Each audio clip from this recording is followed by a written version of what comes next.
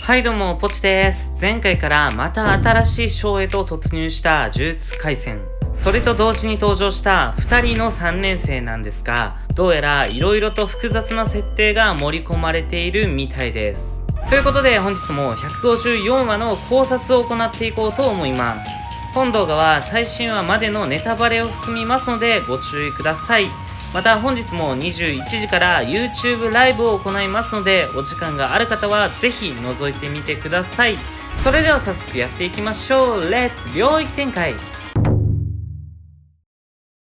前回掛け試合で虎杖に敗北してしまったパンダ。どうやらはかりの方は虎杖に任せて誰かを探していたみたいなんですが、ようやく探していた相手を見つけます。前回掛け試合に参加する虎杖と別れ、外側からはかりのことを探ることにした伏黒。どうやらパンダは虎杖からそのことを聞いていたらしく、伏黒と合流しようと探していたみたいです。おそらく渋谷事変以来久しぶりの再会になったであろう2人。特に矢賀学長のことについてもパンダが全く触れないのが逆に切ないなと思ってしまいます。先に掛け試合に潜入していたからか、すでにはかりの居場所は突き止めているというパンダ。しかし居場所が分かっているのにはかりに接触できないのには、ある人物の術式が関係しているみたいです。未だその術式は謎に包まれている星キララの術式。その感覚としては歩いても走っても近づくことができないらしく、パンダ曰く無加減呪術に近いようなイメージみたいです。近づけば近づくほど動きが遅くなってしまう五条悟の無加減呪術。もし本当にこれに近い感覚なのであれば、無加減呪術のように引力や赤力に関係する術式という可能性もあったりするんでしょうか。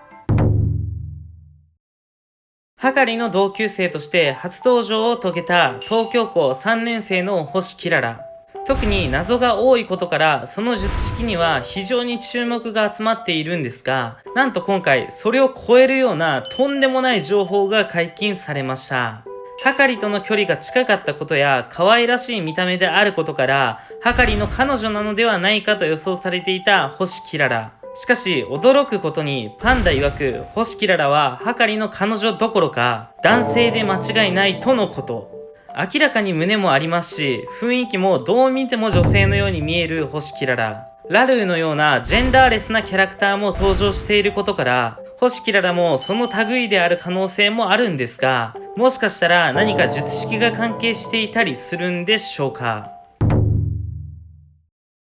なんとかはかりと接触する必要がある虎杖たち。はかりの性格の問題で説得するのはかなり難しいことが予想されるんですが、現状虎杖にはかりを説得してもらう以外他に方法がないことから、パンダと伏黒はある作戦を考えました。性格に難のあるはかりと人たらしな性格である虎杖なんですが、現状虎杖がはかりに気に入られることを願うしかないことから、少しでも2人が話す時間を稼ぐためにパンダと伏黒は邪魔が入らないようアジトを極秘に制圧することを決定しました。まともな術師ははかりとキララくらいしかいないことが予想されるアジト。天元は呪詛師もいるかもしれないと話していたんですが、いても呪術師崩れのようなチンピラしかいないということなんでしょうか。掛け試合を見事勝ち抜き、はかりの元へと案内されている虎杖。案内人は星キララなんですが、その行き道でさらにはかりに関する情報が明かされました。現在東京校に3年生として在籍しているはかりなんですが、どうやら中学校で一度留年をしているらしく、本当は4年生の年齢だということが明かされました。見た目がとても高校生には見えなかったり、ビールっぽいものを飲んでいたりするはかり。もちろん4年生だとしても19歳なんでビールを飲んじゃダメなんですが、キララがそのことを知っているとなると、はかりとキララはかなり古くからの仲なのかもしれません。はかりに接触できないことから、虎杖とはかりが接触し次第話す時間を稼ぐためにアジトを制圧する計画を立てたパンダと伏黒。計画通り虎杖がはかりの元へたどり着いたため、2人は早速アジトの制圧を開始しました。影に入る能力を使って相手を翻弄する伏黒と、パンダの愛くるしさを利用して相手を翻弄するパンダ。伏黒はまだしもパンダはかなりふざけているように見えるんですが、結構余裕で制圧できてしまったみたいです。前回から影をうまく使って隠密活動を行っている伏黒。渋谷事変時よりも技のレパートリーが増えていることから、新しい式神を重複したりしている可能性もあるかもしれません。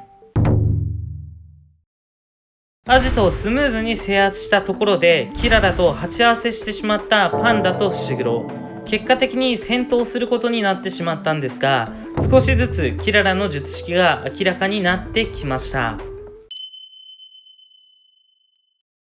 五条悟に近いという情報から、引力や赤力に近い能力を予想していたキララの術式。まだ確定ではないんですが、マーキングした対象を弾いたりくっつけたりしていることから、個人的には磁石に近いような術式なんじゃないかなと考えています。パンダのお尻にマークされていた星 IMAI という文字。後ろから読むと I am L とも読めるんですが、マーキングと何かしら関係があったりするんでしょうか。パンダたちが戦っている中、場面は移ってはかりと虎杖。かなり真剣な話をしているのかと思いきや、はかりは虎杖にかなり怪しい誘いを行っていました。まるで怪しい詐欺集団のようなセリフを投げかけてきたはかり。一体何の意味があるのかは分かりませんが、虎杖は予想通り「ん?」という反応をしてしまいました。八百長試合のために虎杖を屋上に招いたことから、さすがに八百長関係の話だと思うんですが、このセリフから今後どう展開するのかが非常に楽しみなところです。キララとの戦闘とはかりの怪しい誘いが同時に始まってしまった154話。別の場所で全く違うことが行っているという状況ではあるんですが、お互いの場所はそこまで離れていないんで、途中で合流してよりごちゃごちゃな展開になるというのはほぼ間違いないんじゃないかなと思っています。なので虎杖とはかりの話し合いがうまくいく、